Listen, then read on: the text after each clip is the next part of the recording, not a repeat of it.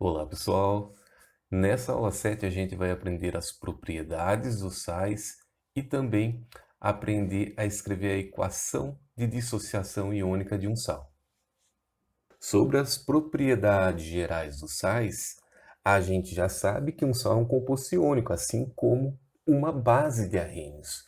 Portanto, um sal vai ser formado por espécies positivas e também por espécies negativas. As espécies positivas são chamadas de cátions e as espécies negativas são chamadas de ânions. E o que mantém essa união entre cátions e ânions é a ligação iônica, é a atração entre cargas opostas. Como exemplos de sais, podemos citar o principal componente de sal de cozinha, o cloreto de sódio, o carbonato de cálcio, principal componente do calcário e também do mármore, e o sulfato de alumínio, Al2SO4, 3. Lembre-se que eu falei para vocês que uma maneira qualitativa da gente identificar se o composto é iônico é observar se existe ao menos um metal na presença de ametais. Se existe um metal, o metal tem tendência a perder partículas negativas e ametais têm tendência a receber. Dessa maneira, a gente pode identificar de maneira qualitativa que aqui vai existir ao menos uma conexão, um tipo de conexão entre cátions e ânions. E aqui também existe o alumínio na presença de ametais. Embora o oxigênio esteja ligado com o enxofre via ligação covalente, a presença do alumínio, que é um metal, já indica que vai existir pelo menos um tipo de ligação iônica. Só dando um destaque no seguinte: a fórmula de um composto iônico é uma fórmula unitária. Ela não indica a quantidade total de átomos existentes em um composto iônico. Ela dá apenas a proporção entre eles. Aqui do lado direito eu apresento para vocês parte da estrutura cristalina do cloreto de sódio. Como a gente pode perceber, existem ânions, espécies negativas, e cátions, espécies positivas. A quantidade de cátions e ânions de espécies positivas e negativas presentes em um composto iônico, por menor que seja a quantidade dele, é gigantesca. Por isso, na hora de representar a composição por meio de uma fórmula unitária, a gente só indica a proporção. Para cada cátion sódio presente no cloreto de sódio, existe um ânion cloreto. A gente vem aqui e coloca um Na e um Cl. No caso do carbonato de cálcio, para cada cátion cálcio 2+, existe um ânion CO3 2-, um ânion carbonato. E aqui no caso do sulfato de alumínio, para cada 2 cátions alumínio, existe 3 ânions sulfato. Um segundo tipo de propriedade, a gente viu que os compostos iônicos e, portanto, as bases de arrênios e os sais têm elevado ponto de fusão e elevado ponto de ebulição. Se a gente assumir que a temperatura ambiente é aproximadamente 20 graus Celsius, como os compostos iônicos têm elevado ponto de fusão e elevado ponto de ebulição, a temperatura ambiente vai cair aqui, ó, considerando que seja 25 graus Celsius. Como a temperatura ambiente é inferior ao ponto de fusão, os compostos iônicos, as bases de arrênios e os sais, tendem a ser sólidos nessa temperatura, a temperatura ambiente. E como a gente também viu, os compostos iônicos, eles são duros e quebradiços. E para finalizar, temos que lembrar que os compostos iônicos e, portanto, as bases de arrênios e os sais são bons condutores de elétrons se eles estiverem fundidos, se eles estiverem no estado líquido ou se eles estiverem dissolvidos em água. Quando eles estão fundidos, para fundir um sal, a gente precisa fornecer energia. E aí o que acontece é que aumenta a movimentação, a vibração das partículas negativas e das partículas positivas que formam um sal. E isso leva ao rompimento da ligação iônica, liberando os cátions e os ânions da estrutura cristalina. Os cátions e os ânions ganham liberdade para se movimentar por todo o material líquido. E no caso da dissolução em água, a água consegue destruir essa organização. Nessa organização, os cátions e os ânions conseguem no máximo vibrar na mesma posição. Mas a água consegue destruir essa organização, liberando cátions e ânions para se movimentar por todo o líquido. E como a gente viu, A condição necessária para que um meio seja condutor de elétrons é a existência de cátions e ânions, de transportadores de carga livres para se movimentar por todo o material. Apresentaram as propriedades gerais dos sais, agora a gente vai ter que aprender a representar esse fenômeno da dissolução, da dissociação iônica dos sais, por meio de uma linguagem simbólica, química e matemática. A gente já fez isso para as bases, a gente já aprendeu a escrever a equação de dissociação de uma base de arrênios. Agora a gente vai ver para os sais. Primeiro passo para representar a dissociação iônica de um sal, a gente tem que seguir o procedimento inicial que a gente já fez para uma base. Desenhe uma flecha indicando que vai acontecer um processo e, como esses sais serão dissolvidos em água, a gente representa a fórmula molecular da água sobre a flecha. Isso para todos os casos. Em seguida, o primeiro passo é identificar o cátion, a espécie positiva. Olha lá, a espécie positiva sempre é representada do lado esquerdo da fórmula unitária de um sal ou de uma base, no caso que a gente está trabalhando com sais. Então, a gente vem aqui colocar magnésio, aqui é o bário e aqui é o metal sódio. Todos são metais. Em seguida, a gente precisa determinar a carga dessas espécies. Tem que lembrar que o magnésio está na família 2A, ele é um metal alcalino terroso. Família 2A, grupo 2, tendência a perder duas partículas negativas. O bário está na família 2A, tendência a formar cátions bivalentes. O sódio, família 1A, tendência a formar cátions monovalentes.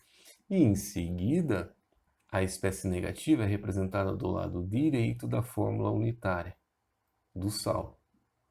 Só que para a gente conseguir escrever a fórmula correta do ânion, a gente tem que saber o ácido que pode gerar essa espécie negativa. O bromo, ele está presente no ácido bromídrico.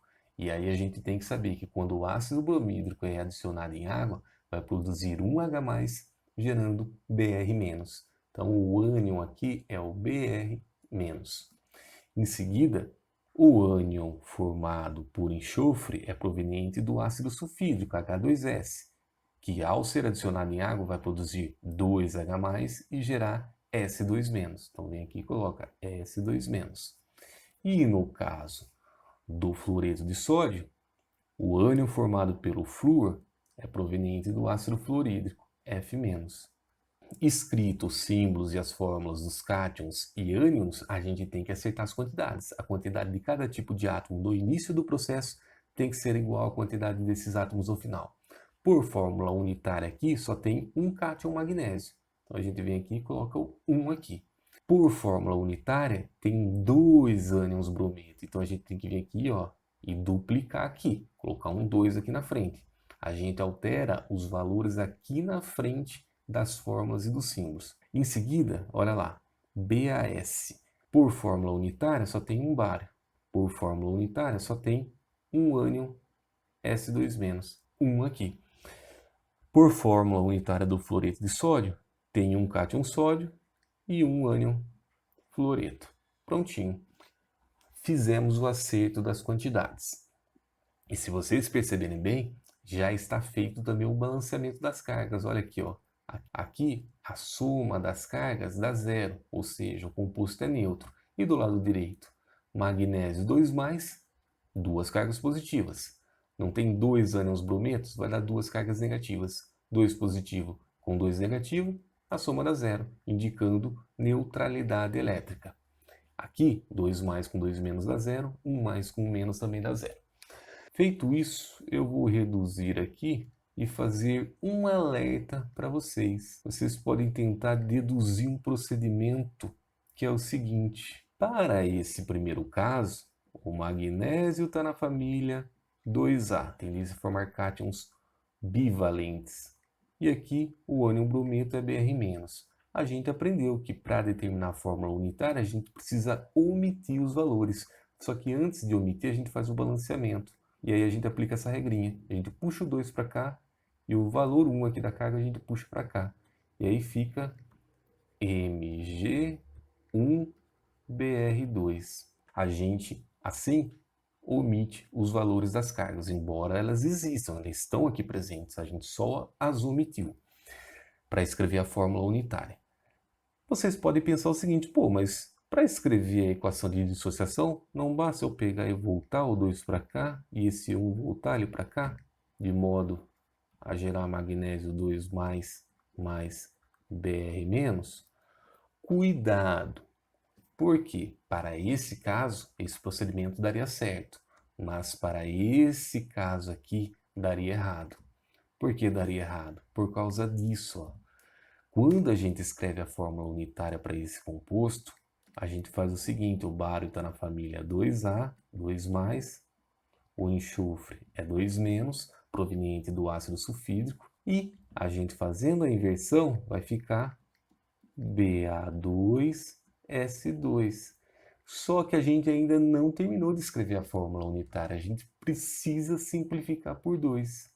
A fórmula unitária é escrita por meio dos menores inteiros possíveis. E aí a gente chega nessa fórmula unitária. 2 por 2 dá 1, 2 por 2 dá 1. E aí, se a gente aplicar esse procedimento que eu estou falando para vocês, puxar esse valor para cá e puxar esse valor para cá, a gente chegaria em algo desse tipo aqui, ó. Ba1 mais S1 menos, porque aqui é 1 e aqui é 1. Ou seja, a gente erraria o exercício, porque o bário está na família 2A. O grupo 2 da tabela periódica, tendência a formar cátions bivalentes e não monovalentes. E o ânion formado pelo enxofre vem do ácido sulfídrico. O ácido sulfídrico, ao ser dissolvido em água, vai produzir 2H+, para cada H+, uma carga negativa. 2H+, duas cargas negativas. Então aqui estaria errado também. Aqui seria 2+, e aqui seria 2-. E antes de passar para mais exemplos, eu queria falar para vocês um pouquinho do fluoreto de sódio. Quem nunca fez aquele bochecho com flúor?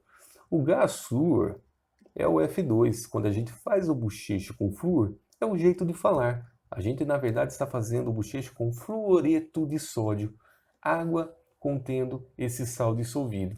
E aí, por que é importante fazer esse bochecho? O nosso dente ele é formado por um esmalte. O esmalte é um mineral, é um sal mineral chamado de hidroxiapatita. É o cálcio 5, PO4, 3, OH. Aqui é o cálcio 2+, aqui é o PO4, 3-, e aqui OH-. E aí esse esmalte, a função dele é proteger o nosso dente para que não aconteça o surgimento de cáries. A função desse esmalte, da hidroxiapatita, é proteger o nosso dente. O problema é o seguinte, quando a gente não escova o dente direito e fica restos de alimentos ali presente, pela ação de bactérias existentes na nossa boca agindo sobre esse alimento, pode ocorrer a formação de ácido lático. E o ácido lático, na nossa saliva, vai gerar H+, que vai reagir com o esmalte do nosso dente, levando a conversão da hidroxiapatita em outros produtos. O que acontece é a destruição do esmalte do nosso dente. E aí aumenta a incidência de cáries devido à destruição dessa proteção natural do nosso dente. Quando a gente faz o bochecho com fluoreto de sódio, acontece uma reação química entre o fluoreto de sódio e a hidroxiapatita, o esmalte do nosso dente. E aí, os ânions OH- nessa reação são substituídos por ânions fluoreto. E aí a gente gera a fluorapatita, que é mais resistente ao ataque de H+ do que a hidroxiapatita. E isso faz com que o esmalte do nosso dente fique mais resistente, diminuindo bastante a incidência de cáries. O fluoreto de sódio é adicionado na água durante o processo de tratamento da água, justamente com esse objetivo, com o objetivo de que, ao bebermos essa água contendo fluoreto de sódio, vai acontecer essa troca, o F- vai entrar no lugar do OH-, fazendo com que o esmalte fique mais resistente, diminuindo a incidência de cáries na população. Vamos lá então ver mais alguns exemplos? Olha lá, ó. Equação de dissociação desses sais, nitrato de potássio, carbonato de cálcio e sulfato de alumínio. Identificando o cátion aqui vai ser o potássio, K, à esquerda da fórmula aqui o cálcio, Ca, e aqui o alumínio, Al. Em seguida, vamos recordar as cargas. Potássio está na família 1A, 1+. Cálcio está na família 2A, grupo 2, 2+. E o alumínio está na família 3A, atualmente é o grupo 13. E eu falei para vocês que o alumínio tem tendência a perder 3 partículas negativas. Então ele tem tendência a formar cátions trivalentes, 3+. Feito isso, agora a gente parte para escrever a fórmula do ânion da espécie negativa. A espécie negativa é representada do lado direito da flechinha. Agora, ó, cuidado, eu sei que o NO3 é proveniente do ácido nítrico. Olha lá, o ácido nítrico, quando é adicionado em água, forma o NO3-. Então, vem aqui e escreve NO3-. O CO3 vem do ácido carbônico. Olha o ácido carbônico aqui do lado esquerdo, aqui, ó. H2CO3. O ácido carbônico, quando é adicionado em água, forma o CO3 2-. Então, vem aqui, CO3 2-. E o ânion sulfato vem do ácido sulfúrico. Olha o ácido sulfúrico aqui, ó, no cantinho. H2SO4 adicionado em água vai produzir 2H+, para cada H+, uma carga negativa. SO4 2-. SO4 2-. Agora a gente vem e acerta as quantidades, faz o balanceamento. Por fórmula unitária, 1 potássio. Por fórmula unitária, 1 cálcio. Por fórmula unitária, tem 2 alumínio. Então a gente vem e coloca o 2 aqui na frente. O 2 grande na frente do cátion alumínio. Coeficiente do alumínio vale 2. E para as espécies negativas, olha lá, só tem um grupo NO3. Então vem aqui e coloca 1. Aqui só tem um grupo CO3 2-, um ânion carbonato, 1. E cuidado, olha lá, ó. Aqui o SO4 está entre parênteses e fora do parênteses tem um 3, indicando que tem 3 grupos SO4. Vem aqui e coloca o 3 na frente do SO4 2-. Prontinho, com isso a gente fez o balanceamento das espécies. E dando ênfase ao que eu tenho falado, não tem necessidade de representar o valor 1. Eu só representei para dar ênfase ao procedimento que eu estou apresentando para vocês. E aí, para finalizar, um último exemplo, hipoclorito de cálcio. Primeiramente, a gente vem e representa o cálcio, e tem que lembrar que o cálcio está na família 2A, tendência a formar cátions bivalentes. E em seguida, a gente representa a espécie negativa. A espécie negativa, ClO, olha de que ácido é proveniente esse ânion. HClO, quando é adicionado em água, forma o ClO-. Então, vem aqui e coloca ClO-. Em seguida, vamos fazer o acerto das quantidades. Por fórmula unitária, só tem um cálcio. Vem aqui e coloco 1. Por fórmula unitária, tem 2 ânions. Vem aqui e coloco 2 aqui na frente. Prontinho, fizemos o balanceamento. Esse sal hipoclorito de cálcio é o sal que a gente pode utilizar para adicionar nas piscinas. Quando a gente fala que vai adicionar cloro na água da piscina, na verdade a gente está adicionando um sal. E um dos sais possíveis de serem adicionados na piscina é esse daqui, o hipoclorito de cálcio. E aí vai gerar esse ânion aqui, que é bactericida, é o ânion hipoclorito que consegue matar as bactérias que podem estar ali presentes. Galerinha, basicamente era isso que eu tinha que falar para vocês. Dúvidas, como sempre, vocês podem me procurar. A gente tem os nossos horários e também eu respondo pelo WhatsApp. Quero dedicar bons estudos a vocês, um abraço e até a nossa próxima aula.